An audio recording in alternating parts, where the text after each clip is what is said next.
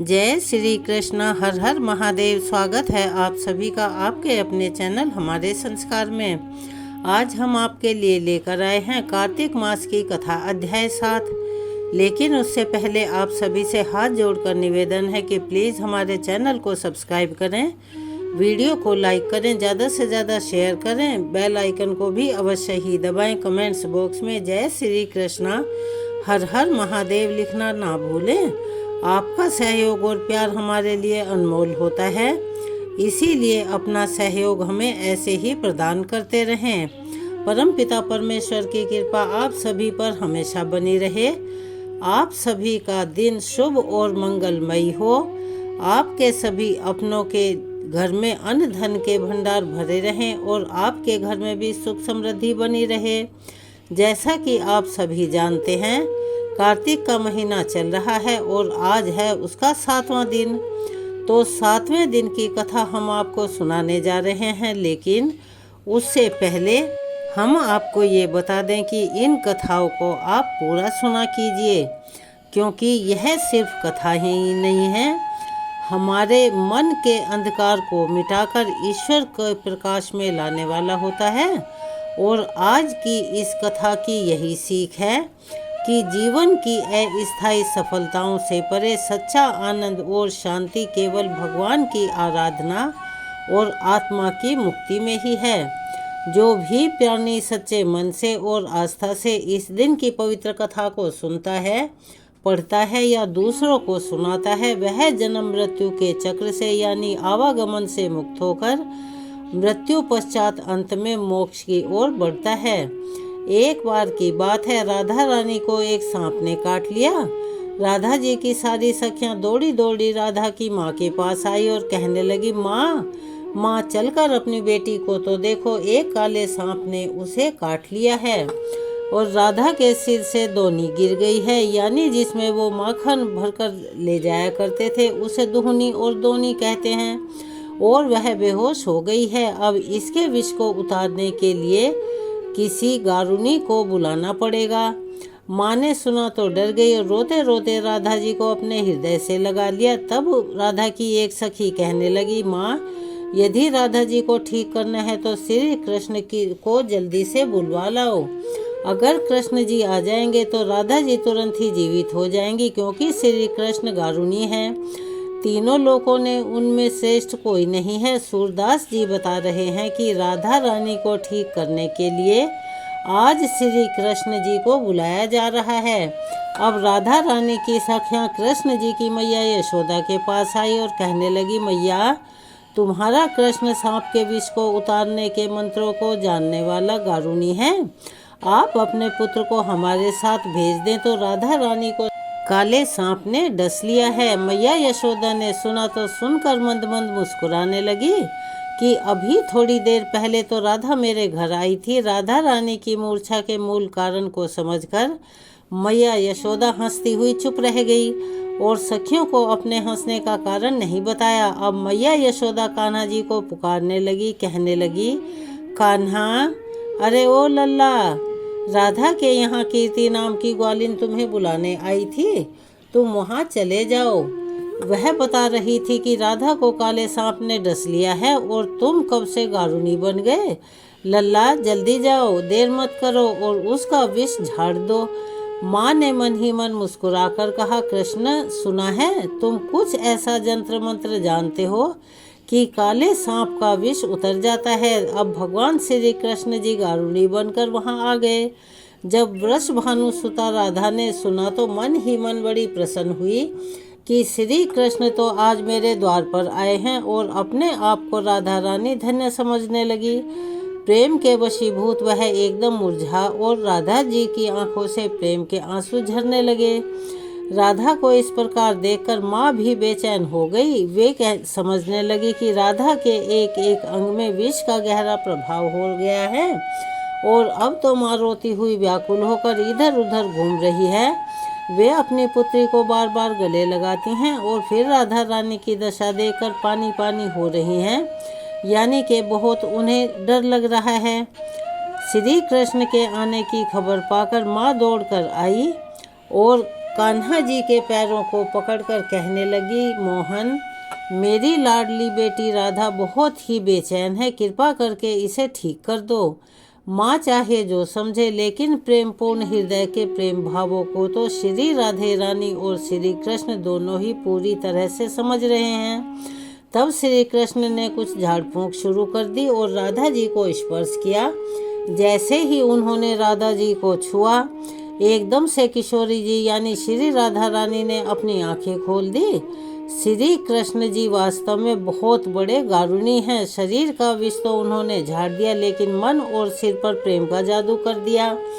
अब राधा रानी ने होश में आकर अपने नेत्र खोले और आगे श्री कृष्ण को देखा तो बस एकटक उन्हें निहारती रह गई। फिर लाज के मारे एकदम खड़ी होकर अपने वस्त्रों को ठीक करने लगी। राधा रानी ने अपनी माँ से पूछा, माँ आज क्या है, सब लोग यहाँ इकट्ठा क्यों हुए हैं? तब माँ बोली, राधे, तुम्हें सांप ने डस लिया था और तुम्हें तो अपने तन मन की भी कोई सुध बुध नहीं रह गई थी। अब माँ राधा रानी को बताने लगी कि श्री कृष्ण के मंत्रों के द्वारा तुम्हारा इलाज यानी उपचार हुआ है। राधा रानी की माँ बार बार कुंवर कन्हई की बड़ाई करने लगी। माँ ने श्री कृष्ण के मुख को चूमा, गले से लगाया और फिर अपने घर भेज दिया। वह कहती हैं कि मैया यशोदा की कोख धन्य है, जिससे श्री कृष्ण जैसे सुपुत्र का अवतार हुआ है।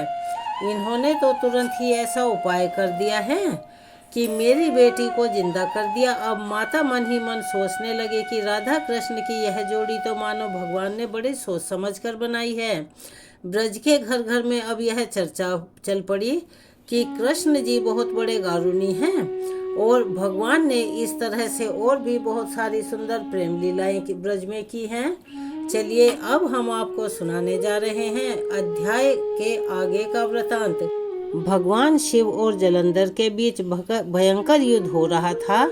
इधर उन दोनों के बीच में भयंकर युद्ध होता जा रहा था। उधर वृंदा ने स्वप्न में देखा कि उसका पति अपने समस्त अंगों में यानी पूरे शरीर पे तेल मलकर प्रेतों के साथ दक्षिण दिशा की ओर जा रहा है और भैंसे पर बैठा हुआ है। यह स्वप्न देखकर वृंदा अत्यंत चिंतित हो उठी। अपने व्याकुल मन को शांत करने के लिए वह महल की अटारी, गौशाला और वाटिका आदि पर घूमने लगी, लेकिन उसे कहीं भी चैन नहीं मिल रहा था। तब वह एक वन से दूसरे वन में जा पहुंची। वहां उसने सिंह जैसे मुख वाले दो राक्षस देखे। उन्हें देखकर वह सहसा भयभीत हो गई और एकदम वहां से भाग खड़ी हुई। आगे जाकर उसने एक तपस्वी और उनके एक शिष्य को देखा। उनसे अपनी रक्षा करने की प्रार्थना करने लगी। वृंदा की विनय सुनकर मुनि ने एक हुंकार से ही उन दोनों राक्षसों को वहां से भगा दिया। वृंदा ने विनय पूर्वक मुनि से कहा कि हे मुनि, मेरे पति जलंधर और महादेव जी में घोर युद्ध चल रहा है, उसमें विजय किसकी होगी, जरा बताने की कृपा तो कीजिए, क्योंकि आप तो अंतर्यामी हैं, आप सब कुछ जानते हैं। वृंदा के वचन सुनकर मुनि ने आकाश की ओर देखा और उसी समय दो बंदरों ने आकर मुनि को प्रणाम किया और फिर मुनि का संकेत पाकर वे दोनों बंदर वहां से चले गए। थोड़ी देर बाद वे दोनों बंदर आकाश की ओर से आए और उन्होंने जलंधर दैत्य का सिर और धड़ लाकर वहां पटक दिया। वृंदा अपने पति के मृत शरीर को देखकर अत्यंत दुखी हुई और रोने लगी और पृथ्वी पर मूर्छित होकर गिर पड़ी। मुनि ने अपने कमंडल से वृंदा पर जल छिड़का तो उसे खुश होश आया। तब वह फिर से विलाप करती हुई मुनि से कहने लगी, हे मुनि, जिसने देव, गंधर्व और विष्णु सहित तीनों लोकों पर विजय प्राप्त की थी, वह शिव जी के हाथों से भला कैसे मारा गया? आप तो सर्वसमर्थ हैं, इसीलिए किसी प्रकार मेरे पति को फिर से जीवित कर दीजिए। तब मुनि कहने लगे कि हे भद्रे, शिवजी के हाथों मारे हुए को जीवित करना तो असंभव है, परंतु फिर भी हम तुम पर कृपा करके इसको जीवित किए देते हैं। ऐसा कहकर मुनि अंतर्ध्यान हो गए और जलंधर जीवित होकर वृंदा के साथ प्रेम आलाप करता हुआ आलिंगनबद्ध हो गया। वह सब जलंधर का नहीं था, वरन जलंधर के वेश में स्वयं भगवान विष्णु थे। वृंदा जलंधर वेशधारी विष्णु के साथ उस वन में रमण करती रही और फिर एक दिन अपने पति के वेश में विष्णु जी को पहचान कर वृंदा अत्यंत क्रोधित हो उठी और बोली कि तुमने मेरा पतिव्रत सतीत्व धर्म नष्ट किया है और मैं तुम्हें श्राप देती हूँ कि निश्चय ही यह कपट मुनि तुम ही थे और तुमने ही माया के द्वारा 2 राक्षस बनाए थे। कालांतर में वे दोनों राक्षस तुम्हारी स्त्री का अपहरण करेंगे और जो तुम्हारा शिष्य था वही बंदर का रूप धरकर तुम्हारी सहायता करेगा। और क्योंकि तुमने मेरे साथ छल किया है इसीलिए तुम अभी इसी समय शिला अर्थात पत्थर के हो जाओ। वृंदा के इस प्रकार शाप देने की कथा सुनाने के बाद देवऋषि ने महाराज पृथु से कहा, हे राजन, भगवान विष्णु ने देवताओं और अपने भक्तों की रक्षा करने के लिए ही पतिव्रता वृंदा का शील भंग किया था, इसीलिए मन ही मन वे अत्यंत दुखी भी थे। उन्होंने वृंदा से कहा, वृंदा, तुम्हारे श्राप को मैं ग्रहण करता हूँ और अवश्य ही शिला के रूप में हो जाऊंगा, परंतु तुम भी वृक्ष रूप होकर मुझको प्राप्त होगी। उसी समय वृंदा अपने पति के चरणों का ध्यान करके विष्णु जी के मना करने पर भी अग्नि में प्रवेश कर गई और शिला रूप में भगवान विष्णु वृंदा का स्मरण करते हुए उसकी चिता भस्म में लौटने लगे। उधर युद्ध क्षेत्र में जलंधर दैत्य राक्षसी माया द्वारा पार्वती का रूप धरकर शिवजी को मारने लगा। उसकी इस माया को देखकर शिवजी नीचे को मुख करके बैठ गए। यही उचित अवसर जानकर जलंधर ने शिवजी पर अनेक बाणों से प्रहार कर दिया। इस प्रकार शिवजी को संकटग्रस्त देखकर भगवान विष्णु तत्काल वहां आ पहुंचे और उन्होंने राक्षसी माया का शिवजी को बोध करवाया। तब सचेत होकर शिवजी ने अत्यंत वेग से दैत्यों पर भयंकर बाणों की वर्षा आरंभ कर दी, जिससे भयभीत होकर शुंभ और निशुंभ भी युद्ध अक्षेत्र से भाग खड़े हुए। तब शिवजी ने उनको श्राप देते हुए कहा, क्योंकि तुम युद्ध अक्षेत्र से भागे हो इसीलिए पार्वती जी के हाथों से मारे जाओगे। इधर वृंदा का पतिव्रत धर्म भंग हो जाने से जलंधर का बल समाप्त हो गया और भगवान विष्णु ने सुदर्शन चक्र से अपने तेज सहित शिवजी को दे दिया था। तब शिवजी ने श्री हरि के तेज के साथ अपना और ऋषियों के तप और पतिव्रता स्त्रियों का तेज मिलाकर जलंधर दैत्य पर छोड़ दिया। सुदर्शन चक्र के प्रहार से अब जलंधर का सिर कटकर धरती पर गिर पड़ा। सिर और धड़ अलग होते ही जलंधर का तेज शिव में और वृंदा का तेज पार्वती जी में समा गया। देवताओं ने शिवजी की स्तुति करते हुए उनसे कहा, हे महादेव, जलंधर को मारकर आपने हम लोगों पर महान उपकार किया है, परंतु एक अनर्थ हो रहा है। महादेव, वृंदा के पतिव्रत धर्म से मोहित होकर भगवान विष्णु तो निरंतर उसकी चिता भस्म में लौट रहे हैं। इसीलिए हे महादेव, हे भोलेनाथ, आप कृपा करके इस विषय में भी कुछ कीजिए। तब शिवजी बोले, हे देवताओं, तुम सब भगवान की योग माया की शरण में जाओ, वही इस संकट को हरेंगी। तब समस्त देवता योग माया की शरण में जाकर उनकी स्तुति करने लगे और कहने लगे, हे देवी, आप संपूर्ण जगत की उत्पत्ति, पालन और नाश करने वाली हो। सतोगुण, रजोगुण और तमोगुण आपसे ही उत्पन्न हुए हैं। आपकी माया को स्वयं ब्रह्मा जी भी नहीं जान सकते। ऐसी देवी को हमारा नमस्कार है, जिसके भक्त कभी अनादर और मोह को प्राप्त नहीं होते। ऐसी मूल प्रकृति को हमारा नमस्कार है। उस समय देवताओं ने आकाश में एक तेजपुंज देखा और आकाशवाणी भी सुनी, रजोगुण, सतोगुण और तमोगुण रूप गौरी, लक्ष्मी और सरस्वती मैं ही हूँ। इन्हीं तीनों रूपों में तुम्हारी सिद्धि होगी, इसीलिए तुम उन्हीं की आराधना करो।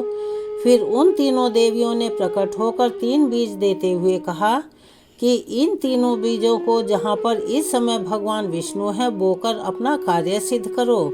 देवताओं ने तीनों बीज ले जाकर जहाँ पर वृंदा की चिता में श्री विष्णु भगवान लौट रहे थे वहाँ पर बो दिए।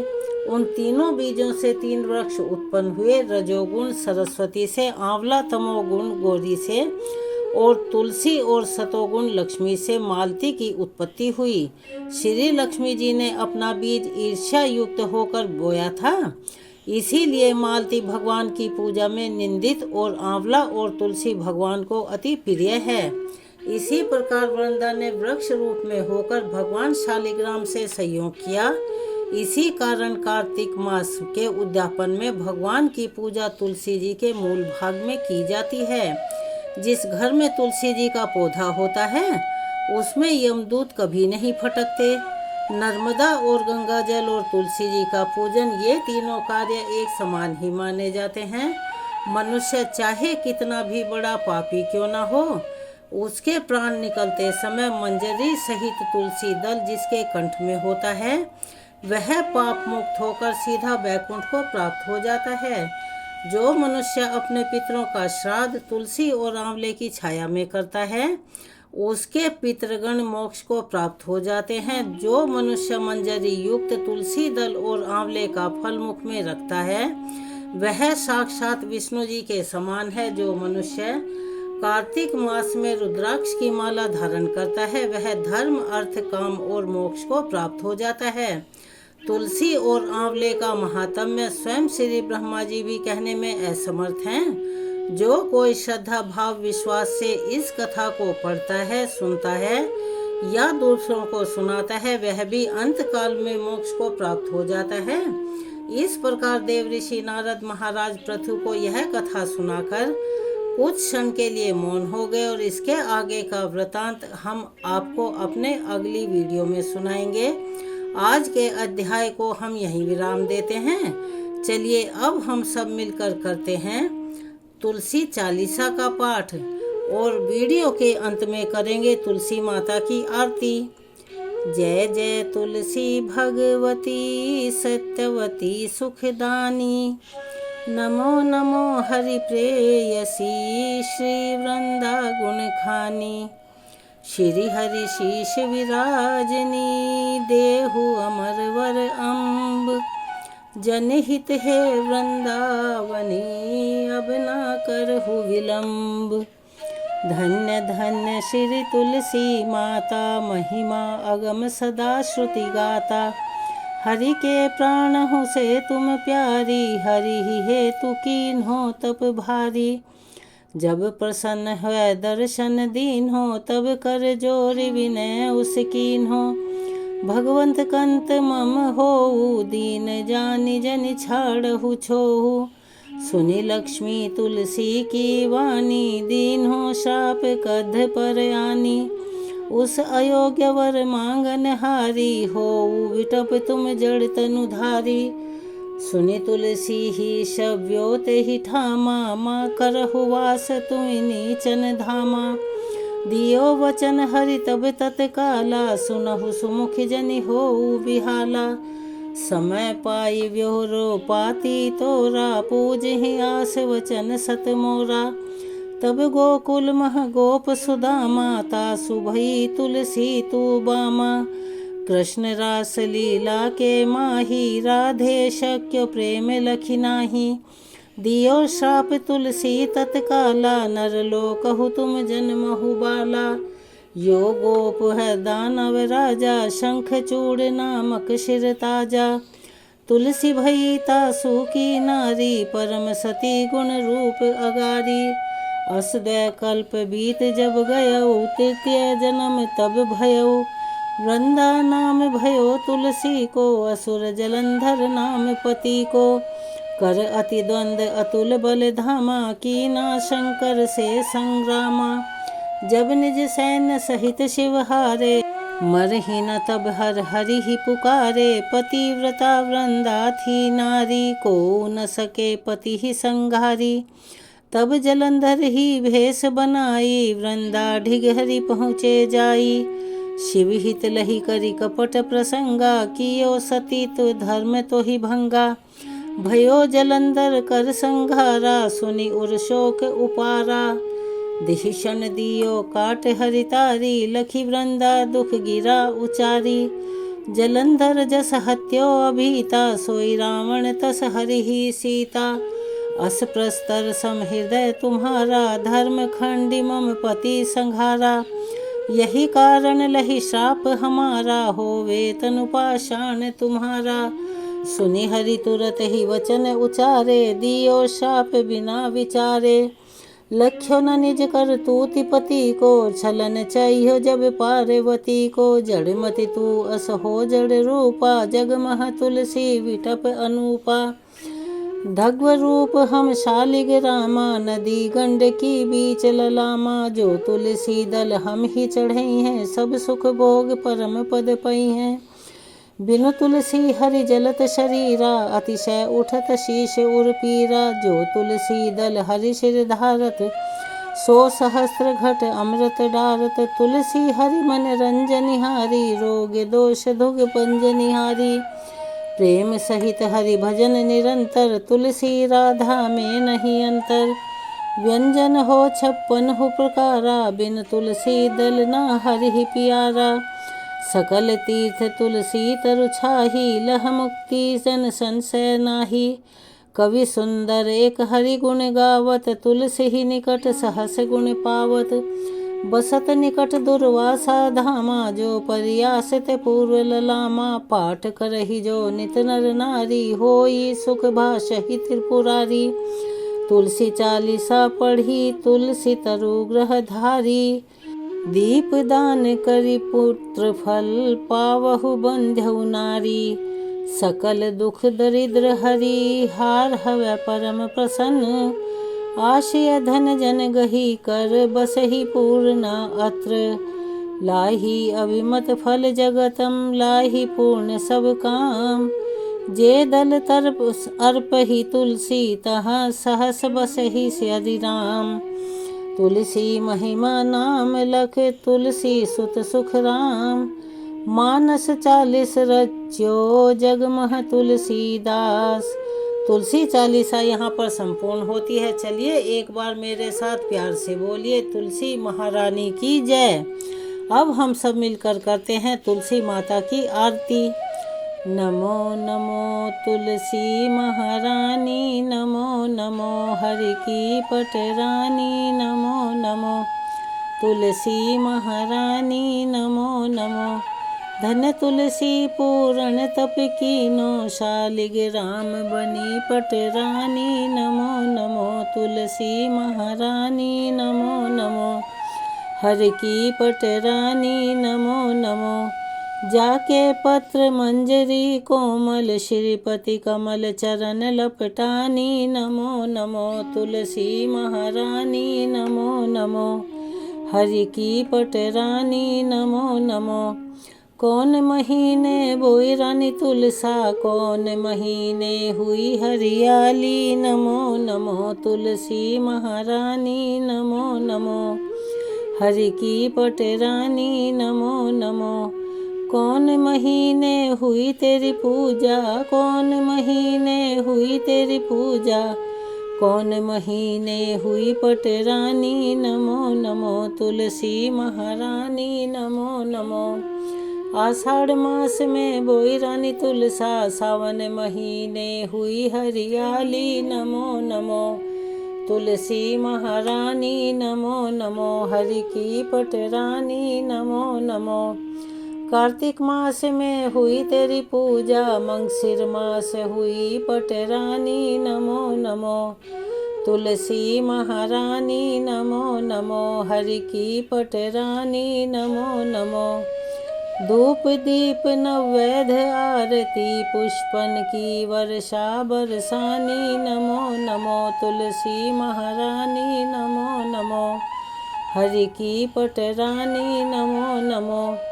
56 भोग 36 व्यंजन, बिन तुलसी हरि एक न मानी। नमो नमो तुलसी महारानी, नमो नमो हरि की पटरानी। नमो नमो। जो तुलसी को सवेरे गाए, श्री कृष्ण के दर्शन पाए। नमो नमो तुलसी महारानी, नमो नमो हरि की पटरानी। नमो नमो। जो तुलसी को दोपहर को गाए, खीर खांड का भोग लगाए। नमो नमो तुलसी महारानी, नमो नमो हरि की पटरानी। नमो नमो। जो तुलसी को सांझ को गाए, श्री कृष्ण की आरती उतारे। नमो नमो तुलसी महारानी, नमो नमो हरि की पटरानी। नमो नमो।